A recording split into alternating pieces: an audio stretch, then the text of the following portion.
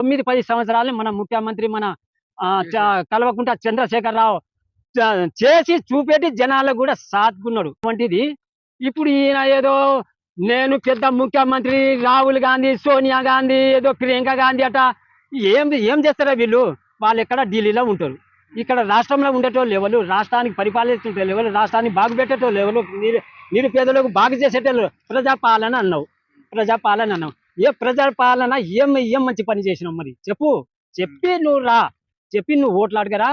నీ ప్రజాపాలన ఏందో, నీ రేవంత్ రెడ్డి పాలన ఏందో మాకైతే అర్థమైతే మా జనాలకు, మా ప్రజలకు. కానీ అంటే మన ముఖ్యమంత్రి ఇక్కడ భద్రాచలం ఎక్కడో పోదనట.